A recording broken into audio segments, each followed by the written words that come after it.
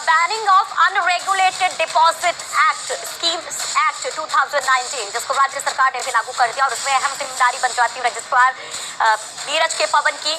तो वो क्या कहते हैं इस पर, सबसे पहले वो सुनिए, उसके बाद इस पर हम चर्चा करेंगे। अपने तमाम मेहमानों से आपका इंट्रोडक्शन करवाएंगे।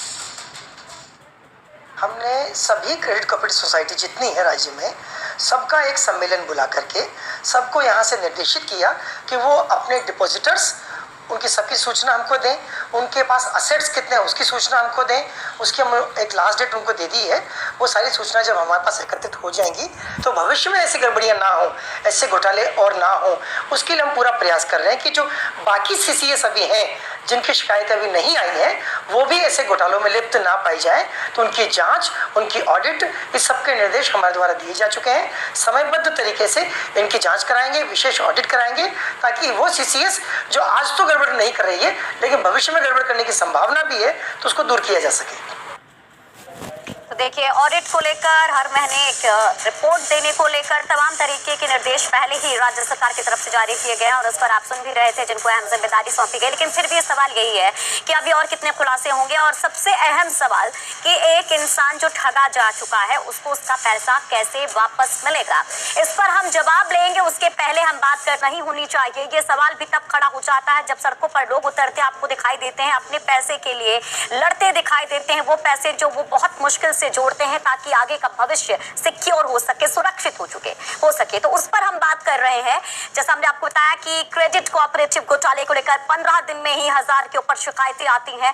अब कैसे रिकवरी होगी, ये एक अहम सवाल है, तो इस पर हम चर्चा करते हैं। हमारे साथ एक बड़ा पैनल जुड़ गया है। सुरेश गर्ग जी जो कि बीजेपी नेता है और सीए भी हैं, भंवर सिंह शेखावत जी जो कि वाम दल के नेता हैं, अनिल गोठवाल जी पूर्व आईपीएस हैं और सूरजभान आमेरा जी राष्ट्रीय सचिव हैं AICBEF। तो आमेरा जी, बेहतर ढंग से आप समझ सकते हैं सर, ये सबसे बड़ी बात है कि the banning of unregulated deposit schemes act जो लाया गया है अभी, इससे क्या माना जाए कि ये शिकायतें अगर भरमार आती है पोर्टल पर तो क्या उसका असर है और उससे कुछ बेनिफिट मिल पाएगा हम लोगों को जिनका पैसा डूब चुका है, फंस चुका है? देखिए, सहकारिता में मल्टीपल स्टेट कोऑपरेटिव सोसाइटीज के जो घोटाले उजागर हुए हैं जी, या Maharashtra Punjab urban cooperative bank का जो घोटाला उजागर हुआ है, उसमें सबसे बड़ी आवश्यकता इस बात की है कि इन सभी संस्थाओं पर, सरकारी नोडल एजेंसियों पर प्रामाणिकता, विश्वसनीयता और जवाबदेही का सवाल है जी। और जब प्रामाणिकता, विश्वसनीयता और जवाबदेही सिस्टम के अंदर नहीं रहती है तो इस तरह ही लोग पीड़ित होते हैं और सरकारी प्रायोजक नियम और कानून अधिनियमों के तहत काम करते हुए संस्थाएं लोगों का करोड़ों अरबों रुपया हड़प कर ले जाते हैं। जहां तक शिकायतों का सवाल है तो स्वाभाविक रूप से स्पष्ट है कि जब 15,000, 14,000, 12,000 करोड़ के घोटाले और गबन हैं तो लाखों पीड़ित कर्मचारी, लाखों पीड़ित परिवार, लाखों पीड़ित आम जनमानस इसके अंदर अपने दुखड़े रोने के लिए शिकायतें दर्ज कराएगा।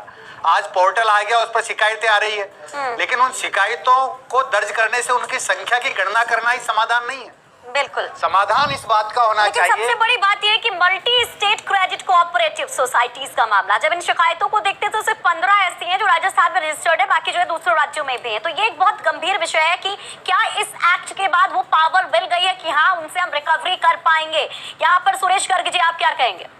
देखिए, हमारे सेंट्रल गवर्नमेंट ने अभी जुलाई 2019 के अंदर अमेंडमेंट लाया है बैनिंग ऑफ इरेगुलेटेड डिपॉजिट के अंदर। तो उसके अंदर एक तो कॉम्पिटेंट अथॉरिटी अपॉइंट की है कि सेक्रेटरी लेवल का आदमी कॉम्पिटेंट अथॉरिटी होगा। ऑनलाइन पोर्टल चालू किया है कि आप अपनी जितनी भी डिपॉजिट्स है वो ऑनलाइन आपको दर्ज करनी पड़ेगी कि कितनी डिपॉजिट आई है। और एक अमेंडमेंट ये और किया है कि अगर आपने किसी से डिपॉजिट लिए तो वो उसको वोटिंग राइट, जिसको वोटिंग राइट है उसी की डिपॉजिट एक्सेप्टेबल होगी, नहीं तो नहीं होगी। इसी तरीके से कॉम्पिटेंट अथॉरिटी लगाई है। इसी डेजिग्नेटेड मजिस्ट्रेट की पोस्टिंग का भी है कि उसमें डिस्ट्रिक्ट जज लेवल का डेजिग्नेटेड मजिस्ट्रेट भी होगा। तो ये सारे प्रावधान हम समझ रहे हैं, जुलाई 2019 के अंदर आया जो कि फरवरी 2019 से एप्लीकेबल होंगे। और सेंट्रल गवर्नमेंट इस पे पूरा फोकस रख रही है कि जहां जहां भी गलतियां हुई है उन गलतियों को सुधार करना, और जिन्होंने भी डिपॉजिट या क्रेडिट कोऑपरेटिव सोसाइटी है उनको ऊपर बैन लगाना और उनको दुरुस्त करना और उनको ऊपर सजा के प्रावधान किया। एक चीज बताइए, मसला ये कि सजा कार्रवाई हो रही है और